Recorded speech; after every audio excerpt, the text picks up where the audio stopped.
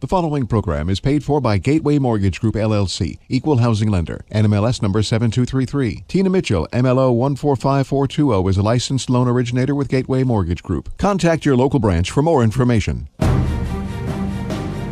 You're listening to The Money Hour with your host, Tina Mitchell, sponsored by Gateway Mortgage Group.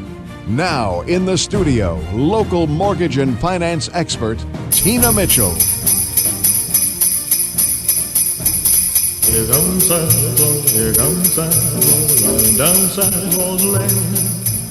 Blitzen, blitzen, all there's a reindeer pulling on a rein. Bells are ringing, children singing, all is merry. Well, welcome to the Money Hour on 1150 AM KKNW, the Christmas Eve show. I am your host and mortgage expert, Tina Mitchell.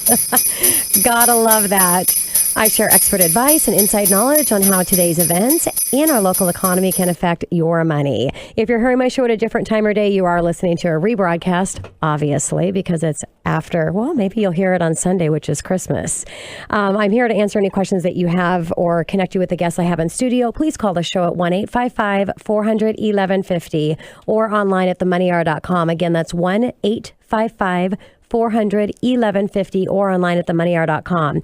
And the lineup for today's special show, Erik Tinglum with Skyline Properties, Trident Realty Group Northwest. And I'm going to be having a conversation with Erik about what's happening in his market, which is in the South End market. And also in studio, I have Sandi Tampa with Windermere, and we're going to be having a conversation with her about multiple offers. And then I thought it would be fun, since I have the two of them. Erik is an expert in the South End market. That's where his business, majority of it is. Sandi is an expert in her market in the Bellevue East Side area. That's the majority of her business. And so I thought it would be great to have a conversation with the two of them and compare the two markets, because it is different in what's happening in both of those areas. So great information and great guest in studio today. For more information on any topic discussed, please call the show. 1-855-400-1150. 1-855-400-1150 or online at themoneyhour.com. And let's start out today with a little money chat. Money.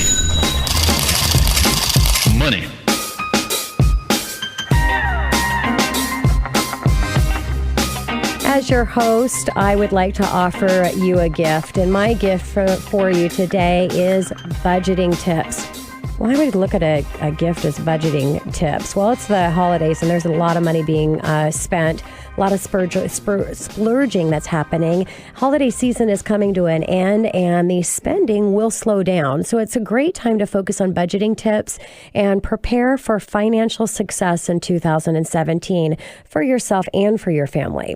So it's easy to understand how careful budgeting can improve your financial situation. And we all know that fewer financial problems means less stress. If you have a spouse or a partner, working together on a budget can help your relationship with many arguments being eliminated and having an opportunity to really connect on something that's important to your family, which is putting a good financial house together. We all know that budgeting can be challenging. It can be difficult. You can procrastinate on doing it. But the reality is budgeting is actually pretty easy when you commit to doing it. So I want to share my own personal, very simple 4 tips. That's it. 4 budgeting tips that I feel if you can commit to in 2017, it'll make a complete difference in your financial situation and the outlook that you have for 2017. So here's the first one. Focus on saving. Always have something that you want. That's the key to it. Always be budgeting for something. Whether it's something that you need or not is not important. If you're one of my female listeners and there's a special purse that you want, it's okay to budget for something special for yourself. I'm sure that you deserve it. If there's something you want to budget for the family, maybe there's a vacation that you want to do. The importance is that you're budgeting for something. You always have something that you want. The reason why is because if you have something you're saving for, something that you want, you will be less apt to purchase the things that you really don't want. If you don't have something that you're saving for, it's easier for you just to go ahead and spend that money. Now, for my female listeners, I'm sure all of you can relate that you have bought something that's still sitting in your closet right now that you've never worn. Okay? If you were budgeting for something that you want, I guarantee there's a really good chance that you would have not purchased that item because you'd been thinking about what you really want. Do you really need this outfit? No, obviously you didn't want it that much because you've never put it on. Now, for my guy listeners and even for the female listeners as well, what about something that you purchased? You never took it out of the package, never opened it up at all, and now you're selling at a garage sale for pennies on the dollar. I would imagine if you were budgeting and saving for something, you would not have bought that item either. So the importance of saving, having the extension to that is always having something that you actually want. My second tip is write down or use an app and make note of every single purchase. This includes even items that are $5 or less. When you're forcing yourself to actually write it down, you'll be thinking about whether you should be purchasing that. So just the act of physically having to make note of that purchase is going to make you think whether you need it or not. My third tip is use cash. Now, I know you might be telling yourself you want to use credit card for the bonuses like miles. And, you know, the reality of it is all that extra stuff that the credit card is giving you is hurting you by using your credit card versus cash. Now, you can still use your credit card for your big purchases because most likely the big purchases you're making, you're actually putting thought into those big purchases. Those aren't the issues. It's not the big purchases, it's the little purchases, and those little purchases compound into big spending. So if those little purchases, the things that you're, stuff you're picking up at the grocery store, paying cash versus putting that on your credit card, you're going to be buying less things at the grocery store than you need. When you're going out for buying spontaneous quick things at the store. So think about that as your third tip. And the last one is know how your money is being spent. So first thing is just sit down and put a budget together. Make a list of everything that you spend on a monthly basis. It may take you a few months to do this because you don't want to leave anything off. Now, once you have everything listed, and leaving off might be that you get your nails done every month. You forget to put that on there. Or for a man, you get your haircut cut once a month. I know my husband typically gets his haircut every 3 weeks. Well, that's a cost, and it's easy to forget because it's just a thing that you just naturally do all the time. So you want to make sure that you have everything down. And then take a look at that budget and put some time into it and see what areas of that you can actually save money by doing something different with it. When my husband was looking at where we were spending our money in things around the household, because that's what he does, Comcast and was one area that we really were spending a lot of money in. All of our the stations, TV stations and things that we were getting, that we could actually reshift that around, that I think we saved maybe $300 or $400 a year. So taking a look at everything and really analyzing where you can save money. Also just the exercise of making note of everything that you spend on a monthly basis is going to help you relook at that to see if you actually really need it. Now, I say at least on an annual basis, you want to go through a detailed revised budget.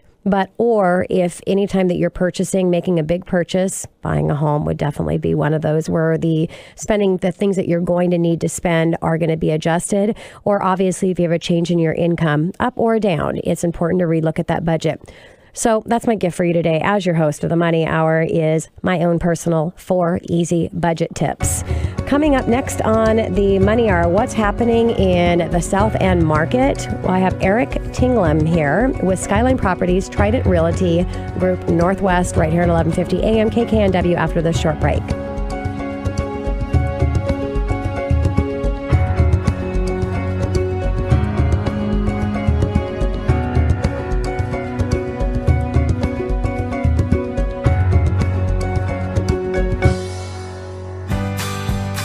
Go where you want, when you want. With a Banner Bank connected checking account, you can use any ATM in the world for free. That's any ATM, anywhere. Think of it as your freedom to explore. Banner Bank. Let's create tomorrow together. Unlimited surcharge rebates from non-banner-owned U.S. ATMs. Banner Bank. Member FDIC. Equal housing lender. You're listening to The Money Hour with your host, Tina Mitchell, on Alternative Talk, AM 1150. Now, back to the show with local mortgage and finance expert, Tina Mitchell. Rudolph the red-nosed reindeer had a very shiny nose, and if you ever saw it, You would even say it glows. All of the other reindeer used to laugh and call him Welcome back to the Money Hour with your host and mortgage expert, Tina Mitchell, right here on 1150 AM KKNW, the Saturday, December 24th, Christmas Eve show. I am dedicated to you, my listener, providing you with tools needed to make informed decisions on matters regarding your money. If you're hearing my show at a different time or day, you are listening to a rebroadcast, but you can call the show at 1-855-400-1150. Again, that's 1-855-400-1150 or online at themoneyhour.com to ask any question for the guests that I have in studio, or if you'd like to chat with me, your host. Right now in studio, Erik Tinglum with Skyline Property Trident Realty Group Northwest. And we're going to be talking about the South End market. Once again, Erik, you are my South End guy and come into studio quite often to share with my listeners everything that's happening out in that market. So thank you again for joining me on our Christmas Eve show. Well, thanks for having me, Tina. It's always a joy to be here. Of course. A little bit about Erik. Erik has 25 years in the industry and president of Trident Realty Group Northwest with a team of 5 agents and in the top 3% in transaction volume in Pierce County. Retired USAF and reserve with over 37 years of service. Former high school football coach spanning the last 20 years. 75% of Erik's business is working with both retired vets and active duty military and around the Puget Sound. And when we talk about conversation today, Erik, we're going to talk a little bit about how much that that market really means, or that buyer really means to you. And I just want to say thank you up front for everything that you're doing for our veterans. Well, it's actually a blessing to give back. Yes. And again, I want to talk about that as I wrap up my time with you. But let's start out, Erik, with what's happening right now in your market, in the South End market. Sure. Well, as always, Tina, we are about a year behind King County. Yes. And we know that King County this past year had about a 17.7%, not King, I'm sorry, but Seattle proper, 17.7 increase in value in King. And basically the word gentrification comes to mind because the middle class is being priced out of Seattle. Yes. It's just a fact. I mean, if you bought your house in Wallingford or Ballard and you bought it in, say, 78, 82, and you're retiring from Boeing, and we just heard the other day what Boeing's getting rid of upwards of 7,000 or 8,000 employees, which is going to be a big hit for the 777 program. So what happens, where do they go if they want to stay in the Northwest and, they've got the grandkids and the kids? Well, they move to the outlying counties, Snohomish, Kitsap, Pierce, Thurston. And so we've seen a huge increase in our market for people actually having been displaced from King County. Yeah. So we do see. So you're getting the overflow that's coming that can't afford it and then coming down to the South End. Well, and what they're doing, they're trading price for commute. Yeah. I was just going to say, how are they dealing with the commute? Well, I wouldn't do it, but candidly, do you want to buy a home or do you not? Yes. And if you're looking at 1,500 square feet in Green Lake at $780,000, versus that same home for $275. The sounder looks fairly attractive. Exactly. So, Erik, what about the huge pent-up selling and buying demand? Well, I'm glad you brought that up because we've got buyers the phone just keeps on ringing. And part of it you're very much part of, and that's the recent bump in interest rates where the Fed, Janet Yellen had said, and finally, she no longer cried wolf. I mean, they bumped it a quarter point, but as you know, it was already built in with a slight increase, and then when she actually made the announcement, there was yet another quarter point. Yes. So now I've been saying, I told you so, I told you so. Forewarned is forearmed. Yeah. No call to action. Everybody's sitting, and now they're going, oh wait a minute, I just lost about 17, 18% of my buying power. Yes, which is going to continue in 2017. And, I talked about this last week in my money chat, Eric, with the just kind of in the feds and what they're doing and how prime is, mortgage rates are not directly to prime. And it's kind of like the Fed's responsibility is to keep everything to where it should be, manage inflation. And we want to have everything perfect. The reality of it never is. So it's a balancing act to try to figure that out. And so testing the market to see what consumers are, how they're going to react to what the feds are planning on doing is a big thing. And so all of that talk about increasing prime or increasing the Fed's fund rate, which is going to affect the prime and the interest rate to cost to borrow everything else outside of your long-term investments like mortgages, is the reaction for the stock market was crazy. So they had to pull back and go, this isn't right. So what's happening now is, and we saw the stock market didn't really react. So it was, everybody is feeling this is a good time to start building back up in our retirement fund so we can start getting that money back, and also putting us in a position to where we are we've got a safe place for when we have another meltdown or another financial issue, because we will. Prime has to have somewhere to go. They've got to be able to stimulate that market again. Well, you just used the word safe, and I've been saying for some time now that 95% of reality is perception. It is. And I think two things happened to us this last year. This presidential race was so incredibly vitriolic. I don't think that anybody stood to win, and I don't mean to get too political here, but there was a lot of passion out there, and the new administration hopefully will bring some stability, or anything, just as long as we've moved forward. Yep.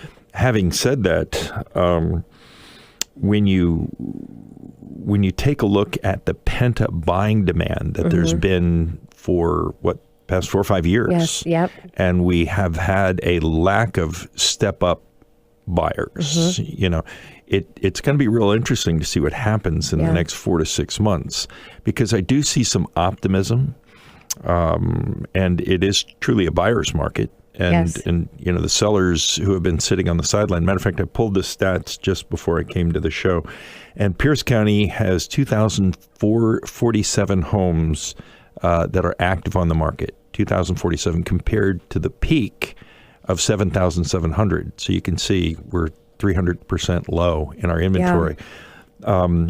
In the past 30 days, we've sold 1,237 homes, so we have an inventory of 1.65 months. So now, if it's clearly a seller's market. Yes. If nothing else came on the market, 1.65. Yes. Comparatively, King County only has 1.12 months. Yep. I mean, if it's good, it's gone. Yep. If you're sleeping on it, you're not sleeping in it. Yeah.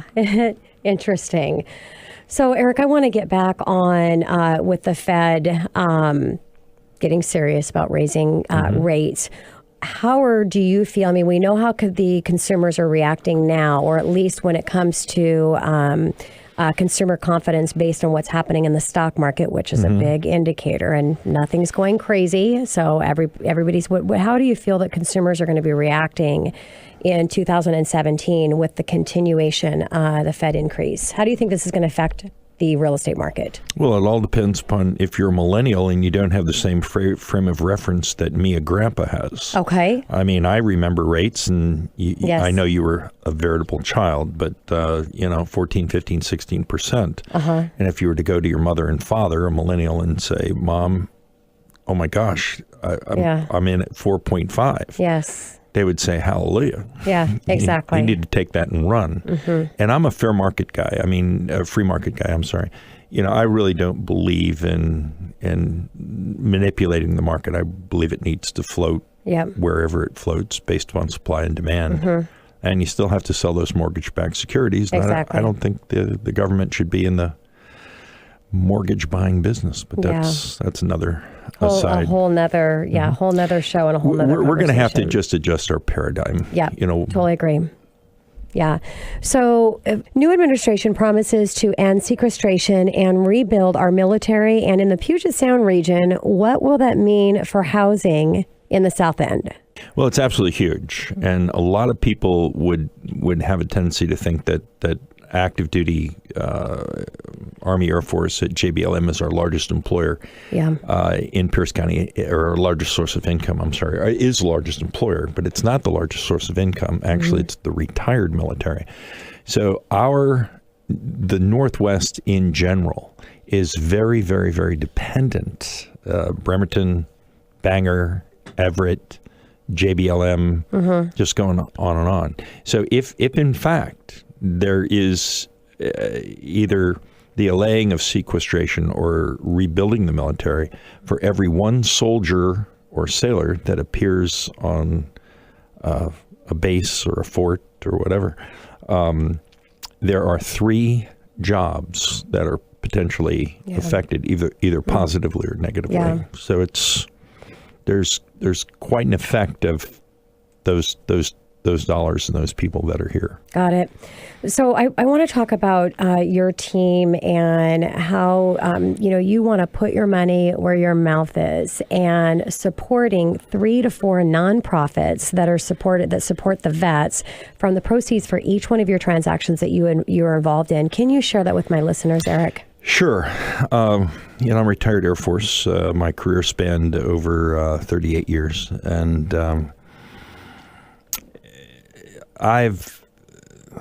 I'm a Vietnam vet, so I know what it's like to come back to a nation that was less than gracious to those of us that fought in Vietnam.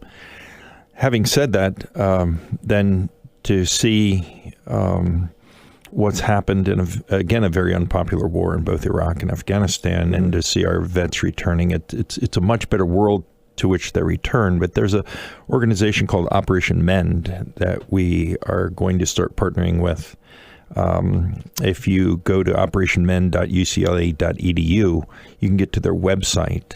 And when a soldier comes back, burned up, busted up, broken up, basically you get him on his 2 feet and get him out the door. That doesn't mean his lips are there or his ears have returned or he can close his eyes.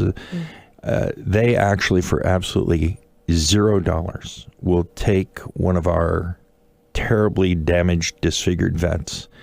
And if you go to their website and you take a look at the overlay of picture after picture after picture, and see that that man or that woman is returned to at least some semblance of normalcy, it's incredible. Yeah. It's incredible. So we've decided that, especially given this last election period, if you're going to have passion about who gets in, then you might want to have passion, take those energies and make it constructive. So a portion of our proceeds, commissions, are going to go to, at the direction of the buyer or the seller. Yeah. We're going to give them the option.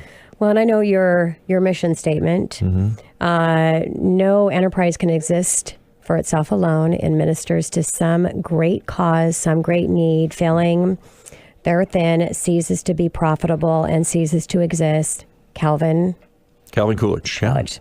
Coolidge. And so that's great, Erik. Again, I appreciate your time coming into to studio and sharing what's happening in your market. And shout out for my listeners on what they should be doing right now if in the new year they're thinking about purchasing real estate. Well, if you're thinking about purchasing, I just said, if you're thinking, if you're sleeping on it, you're not sleeping in it. And if it's good, it's gone. The reality is you've got to be prepared. You've got to be fully underwritten. You've got to have a pre-approval letter, not a pre-qualification. You have to have thought through quite a bit of the process, and then just be prepared. Find a professional realtor or broker that has a proven track record, and make sure they're willing to put their skin in the game. Yeah. It's not a matter of just sending you listings. I mean, are they really committed and listening, to what you need, what you want? Yeah. And again, you're not going to have quite the choice that you may have had 7, 8, 9 years ago. So you're going to have to work on some things called flexibility as well. Yeah.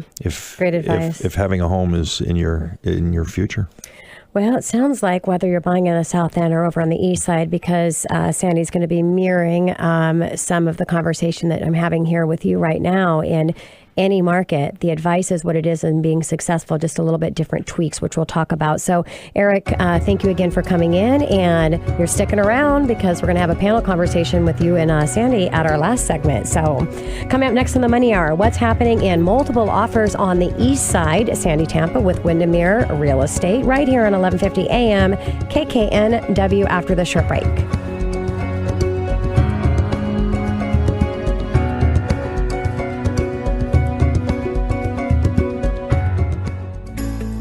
Hi, this is Erik Tinglum with Trident Realty Group Northwest.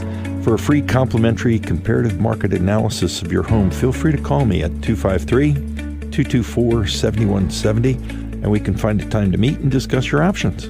That's 253-224-7170. Hi, this is Ian Tolmie with Caring Transition Seattle. Caring Transitions is the nation's largest professional network of estate sale, online auction, household relocation services. Whether you're moving across the country, around the corner, or simply downsizing and decluttering your home, Caring Transitions will reduce your mess and eliminate your stress. We're experts and we'll do what's right for your family. Call us today at 206-330-0878 or find us online at Caring Transition Seattle. Thank you. You're listening to The Money Hour with your host, Tina Mitchell, on Alternative Talk, AM 1150. Now, back to the show with local mortgage and finance expert, Tina Mitchell.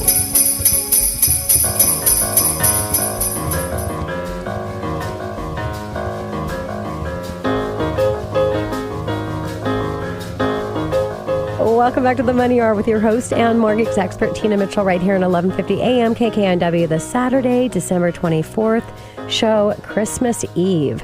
I've built a network of elite industry professionals each week sharing their knowledge and expertise with you, my listener. If you're hearing my show at a different time or day, you are listening to a rebroadcast.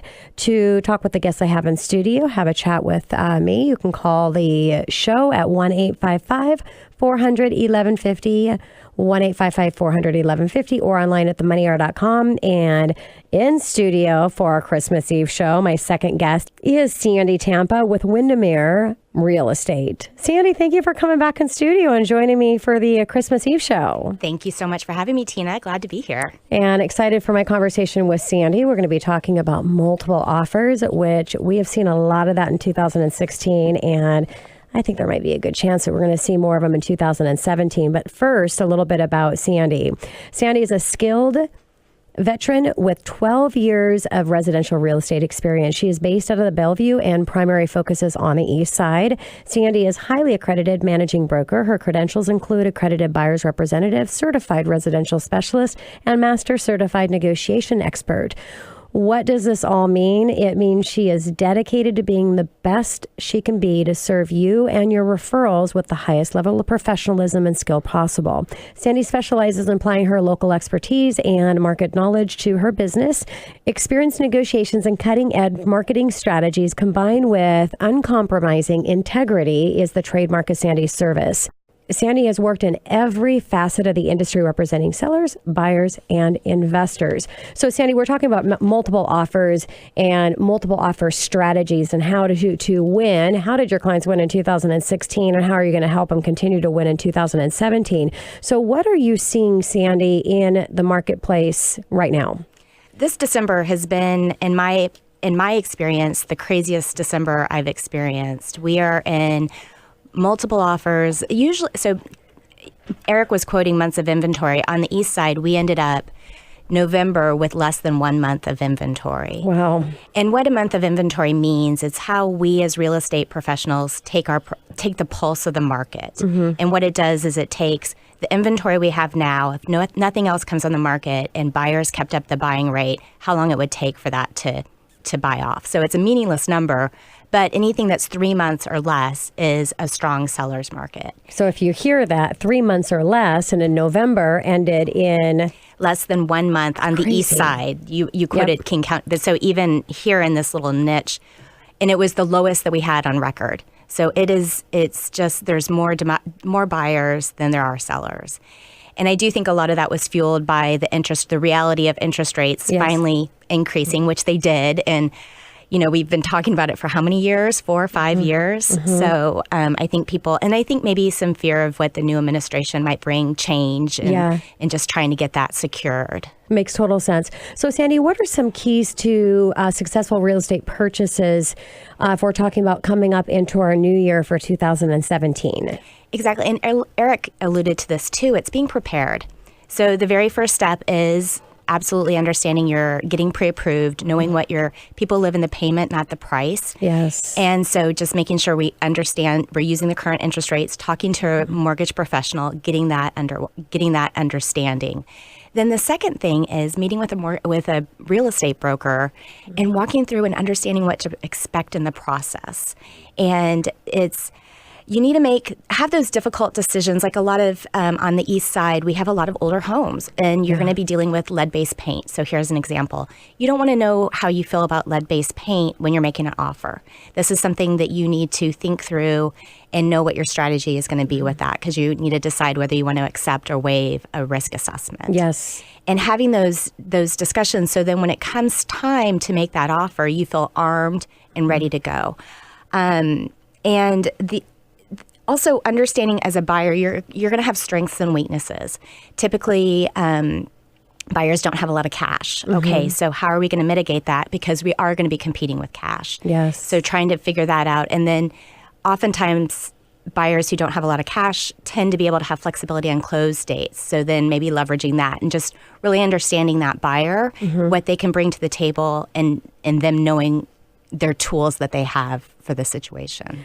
Makes sense. So, being preparing with your mortgage professional, getting that all dialed in, being prepared with your realtor and getting all dialed in. And I like what you said, Sandi, with the interest rates, because just think right now, and there is somebody out there listening that missed out on a house, which means they missed out on that interest rate because they were not prepared in the process. So get that over with, because the interest rates most likely are going to continue to increase for 2017. So you want to be ready to run and prepared, as Sandi is saying. So, Sandi, let's talk about for my first-time home buyers. If I have somebody that's listening to the show right now, and they're going to be venturing into their new journey, their new season in life of homeownership in 2017, what advice can you give them? Well, I think for first-time homebuyers, there's a lot of information out there as far as you can jump on Zillow or Redfin, and I think you feel as a buyer that you know more than you really do. So I think it's truly sitting down, making sure when you meet with, don't just call a real estate agent and say, hey, I want to go see a house.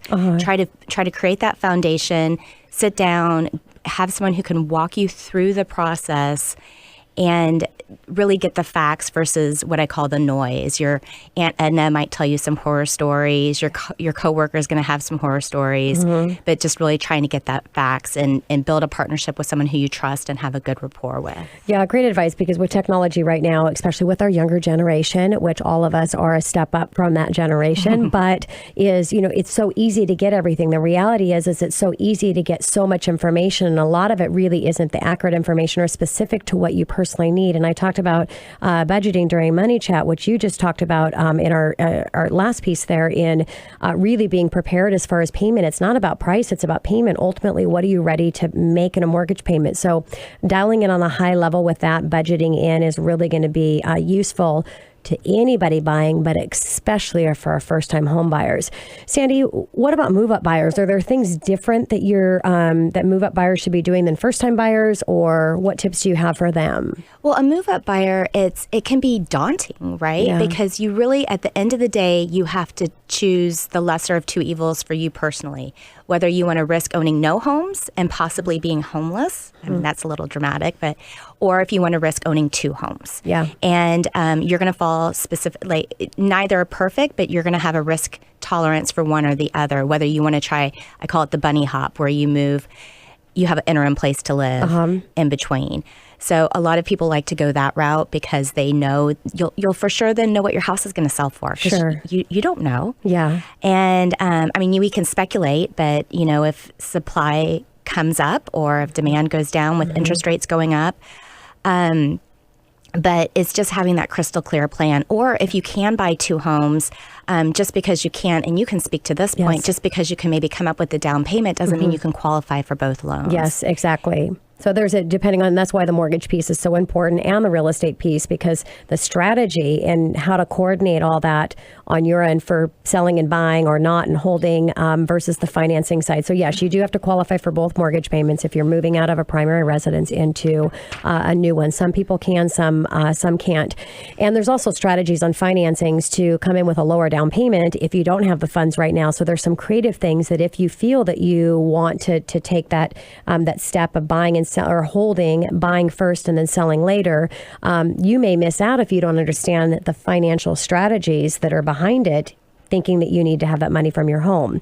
So Sandi, from an agent's perspective, not from me, I do mortgages for a living, so I do have my perspective, but hearing it from you, the importance of being pre-approved. Oh, it's critical.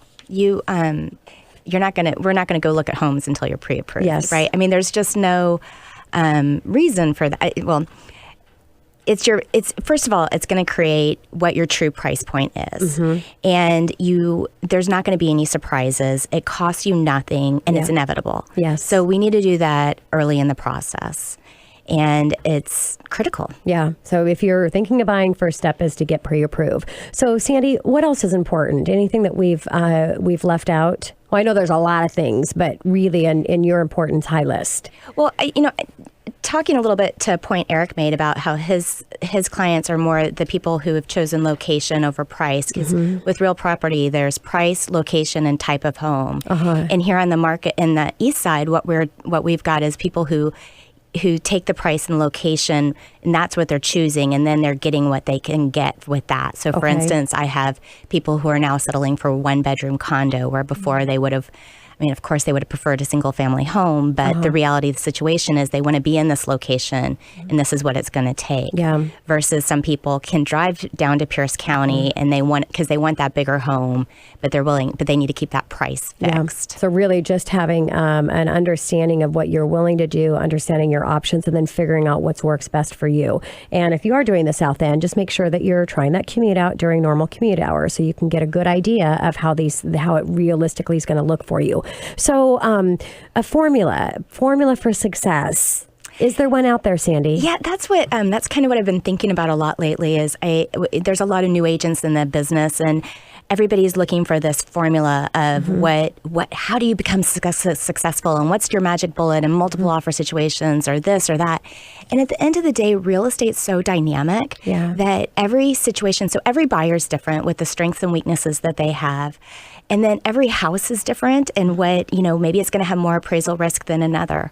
And then every listing agent's different. Maybe they have more experience. Maybe they're brand new and they don't have the experience in knowing what's going to come next. And then the seller could be different. So you've got to establish your basic box of tools. I call it my multiple offer toolbox. And then we just have to kind of pick and choose based on, first of all, how do you feel about the house? Is this the one? Or, I would pay this for it, whatever that price is. And then we come and figure it out. Like if the seller hasn't bought something yet and they need to sell before they buy, maybe we'll try a rent back situation if the buyer is able to stomach that. That's not for all buyers. Maybe they need to get rid of a lot of furniture. Maybe you can get creative and help them with that in a non-monetary way. How would the lender want that? Yeah. Well, yes. No monetary value. Yes, exactly. Yes, depending on the lender and how they're going to look at that. So, you've just broken down that as a buyer, you have to be prepared with your financing. You have to be prepared with your real estate side, which you're going to get through your real estate broker.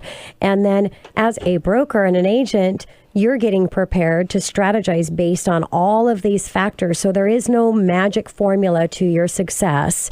It is understanding what the dynamic of what's happening with each individual player and that property, and then putting it together to present and come forward with the best offer that you possibly can. And that would be the magic formula. Takes a lot of work, a lot of time, and a lot of expertise. And mastering that. Exactly. And you'll find some buyers, they'll say, oh, by the 5th offer we were able to do the offer correctly. And that's where the preparation, if you can. Yes, that's a problem. You want to be able to do it correctly the first time around if you can. If you can. And it still might take you 5 offers to get there. But you at don't least want to learn it through those 5 offers, right? Exactly. Yeah. And then the other thing you need to is to be flexible. It's buyers, it's really tough to be a buyer, and the seller and the listing agent sometimes get overwhelmed, and it can feel like you're getting jerked around a little bit on the buy side. So you've just got to really be as flexible as possible and try to be agile. Yeah, makes sense. I wanted to talk to you about risk, but I'm going to do that when I talk with the two of you, because I want to hear the difference between risk on the east side. What kind of risks are you taking in those offers versus risk on the south end? So coming up next on the Money Hour, conversation with Sandi Tampa and Erik Tinglum. We're going to talk to the both of them together about the difference between the two markets. Today we're talking about the east side and the south end market, right here on 1150 AM KKNW after the short break.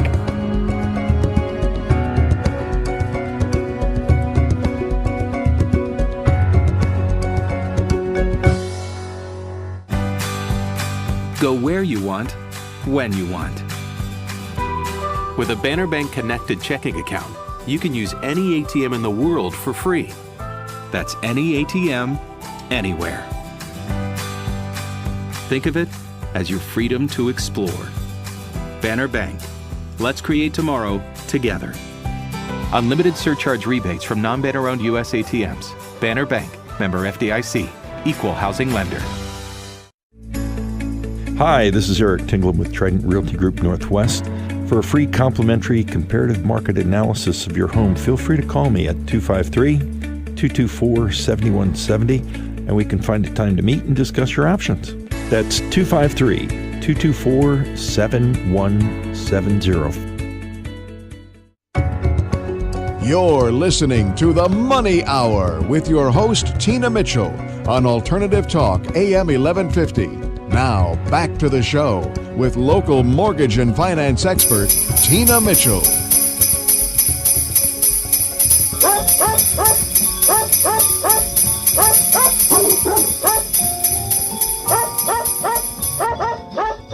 Welcome back to the Money Hour with your host and mortgage expert, Tina Mitchell, right here at 1150 AM KKNW. If you can't tell, it is December 24th, the Christmas Eve show.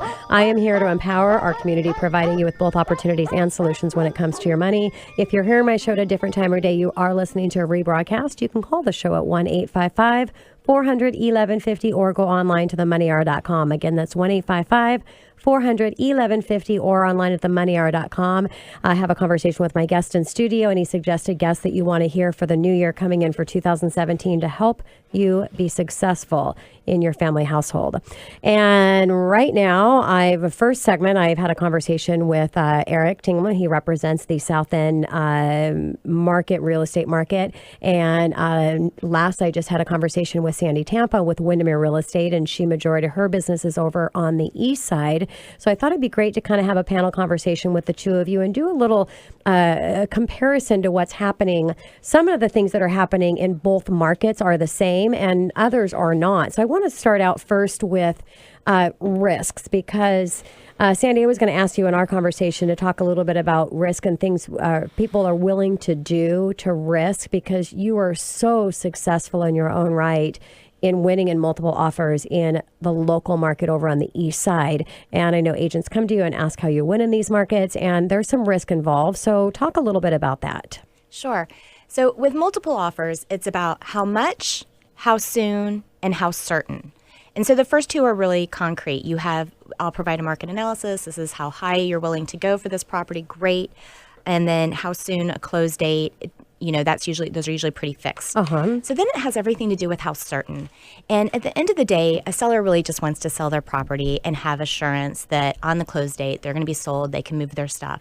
So how can we shift the risk from the seller to the buyer? Mm-hmm. Meaning, for an instance, a financing contingency protects the buyer. Yeah. And it provides no protection for the seller. It's an out up until the time that financing contingency is either waived or the transaction closes.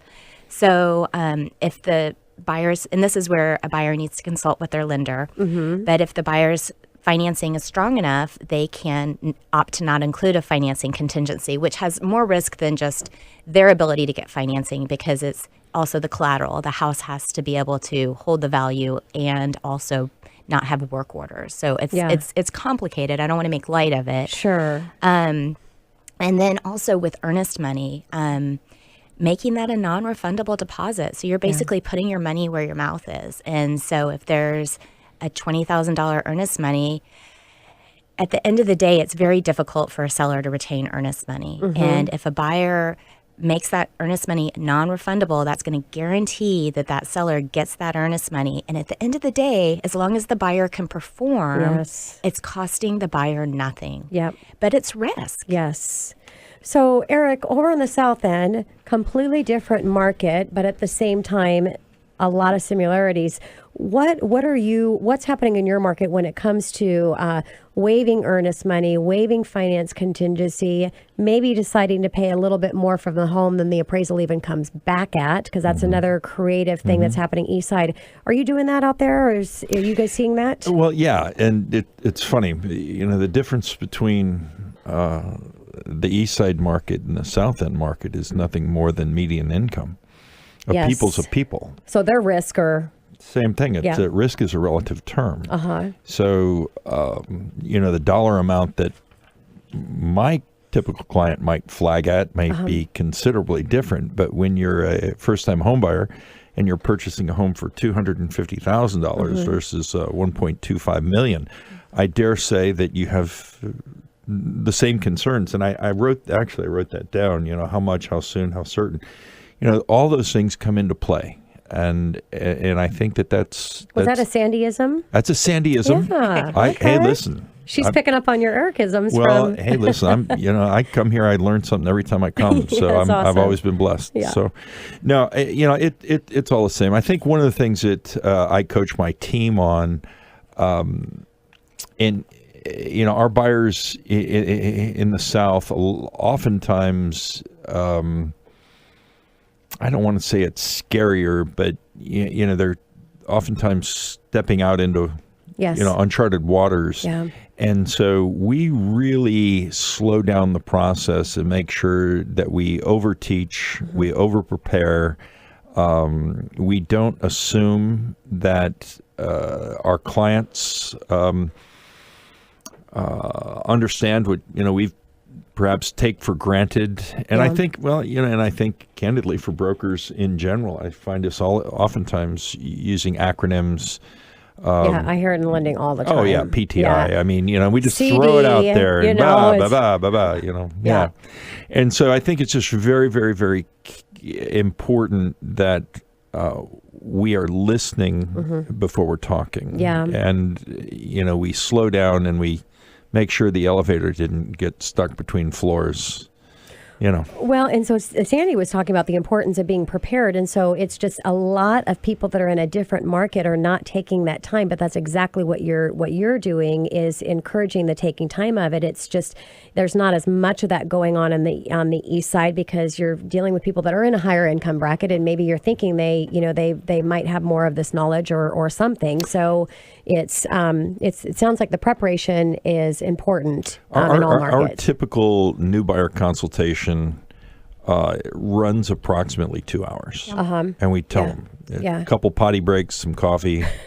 I mean, because, and again, a lot of it is addressing questions. And I see Sandy shaking her head over here. Sandy, your consultations are...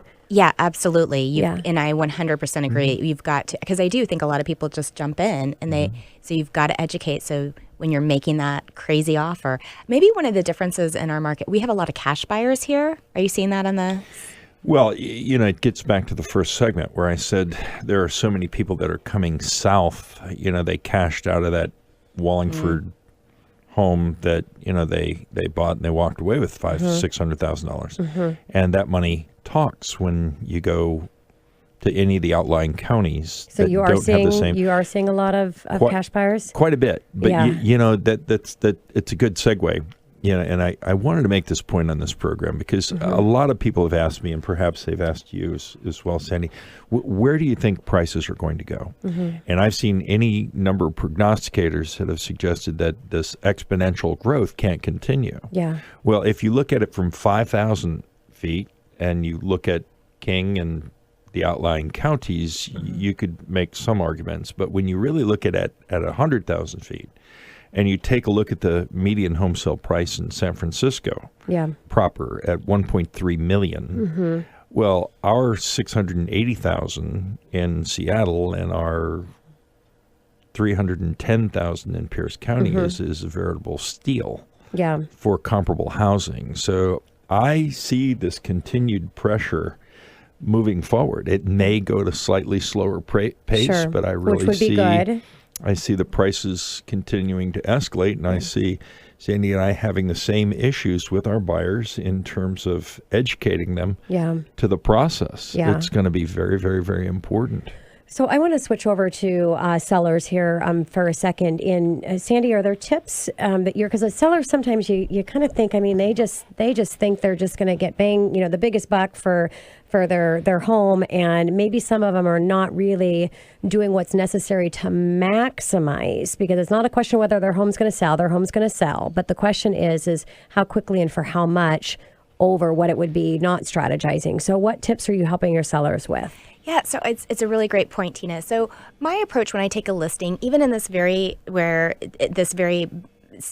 strong seller's market, is I'm a big believer in knowing what you're selling. So we get a pre-inspection, and we are very transparent. So we kind of that certified pre-owned home. Got it. And when buyers have knowledge, they're empowered to make decisions. And so the whole goal is to try to create this even playing field and get as many buyers as possible. Now, you might uncover something like a galvanized plumbing, and that's going to scare some buyers away. Okay, so be it. I would rather you be afraid and scare away before you make an offer than when you have us under contract and you're, as a buyer, wasting money. You're wasting everybody's time, including your own, which you don't want to do. So and you're not in a position to negotiate when you're in the middle of closing. So the negotiation and all that process is you've got a lot more time and things to piece that together. Exactly. So, Erik, how about for you? Well, Sandi just stole my thunder. She just took the words right out of your mouth. I mean, I couldn't. Well, that's surprising because he's been doing that the whole show for me too. So. We're awesome. Kindred spirits.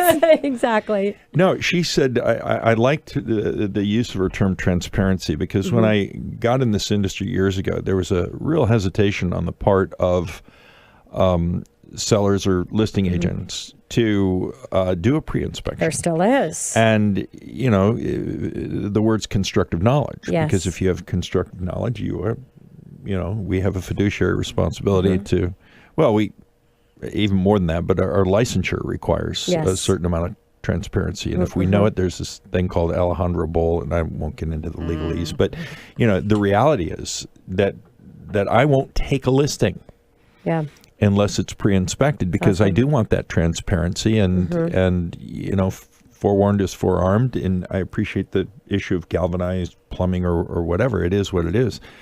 You get a home in the north end of Tacoma, some of the most beautiful craftsmen in the Proctor district in the entire Northwest. And I tell clients, listen, there's square, plumb, and level, but you only get two.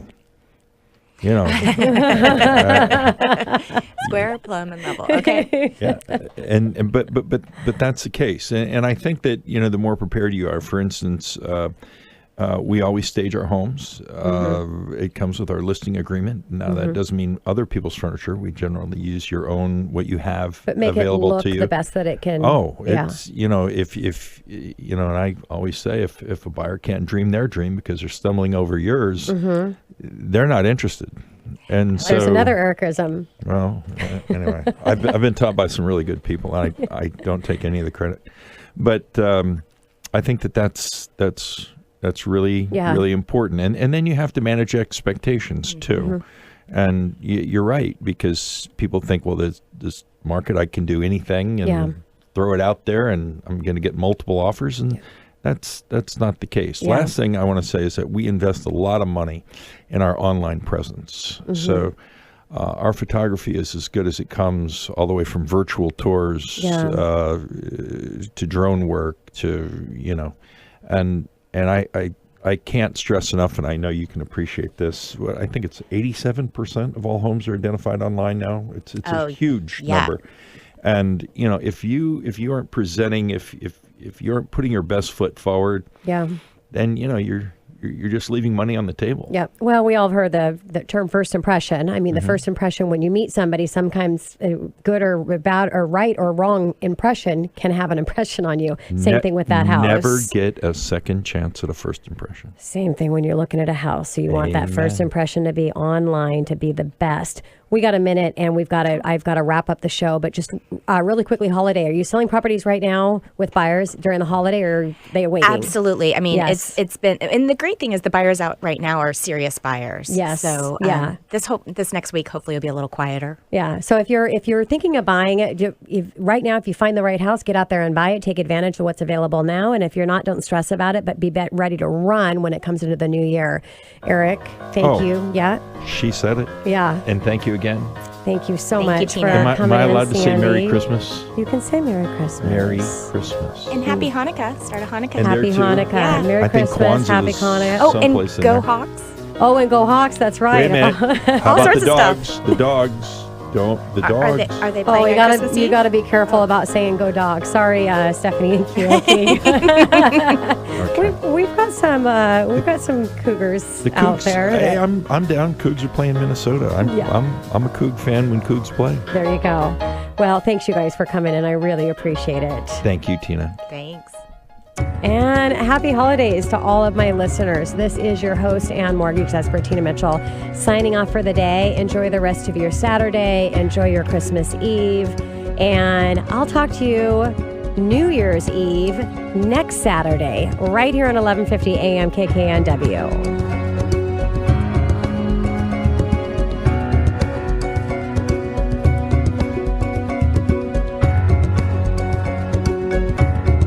The preceding program was paid for by Gateway Mortgage Group, LLC, Equal Housing Lender, NMLS number 7233. Tina Mitchell, MLO 145420, is a licensed loan originator with Gateway Mortgage Group. Contact your local branch for more information.